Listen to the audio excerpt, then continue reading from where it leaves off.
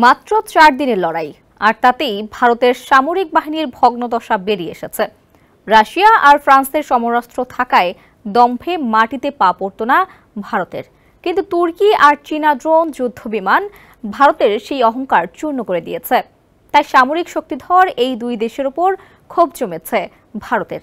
এবার দেশ দুটির বিরুদ্ধে শাস্তিমূলক পদক্ষেপ নিয়েছে নয়াদিল্লি। কিন্তু ভারতের এমন পদক্ষেপে আসলেই কি কিছু হবে? বিস্তারিত থাকছে প্রতিবেদনে। পাকিস্তানের বিরুদ্ধে অভিযান শুরু করেই ভারত ভেবেছিল জয় ঘরে তুলে নিয়েছে তারা, কিন্তু ভুল ভাঙতে বেশি সময় লাগেনি নয়াদিল্লির।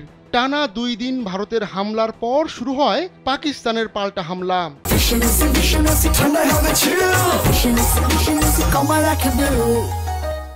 আর সেই হামলার সামনে টিকতেই পারেনি ভারতের প্রতিরক্ষা ব্যবস্থা। ভারতের একের পর এক সামরিক স্থাপনা লক্ষ্য করে চলে পাকিস্তানি হামলা, তাতেই দিশেহারা হয়ে পড়ে ভারত। ভারতের বিরুদ্ধে এই লড়াইয়ে গুলি পাকিস্তান ছুড়লেও সমরাস্ত্রের আসল মালিক ছিল চীন ও তুরস্ক। তাই দেশ দুটির উপর বেজায় চটেছে মোদী প্রশাসন।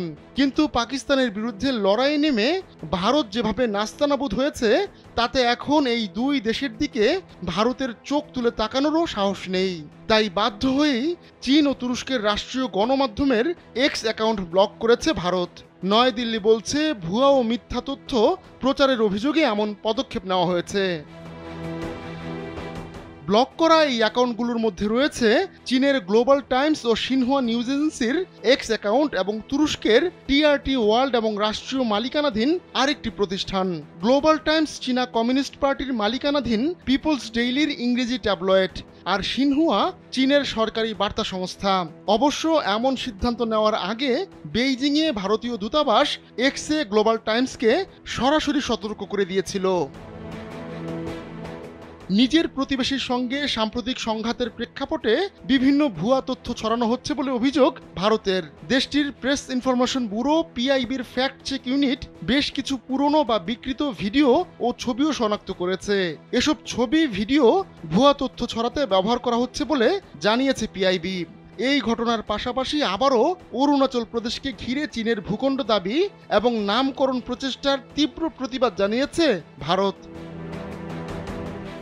এ নিয়ে ভারতের পররাষ্ট্র মন্ত্রণালয়ের মুখপাত্র রণধীর জয়সওয়াল বলেন, চীন বারবার অরুণাচল প্রদেশের স্থানের নাম পরিবর্তন করে একপেশে দাবির চেষ্টা করছে।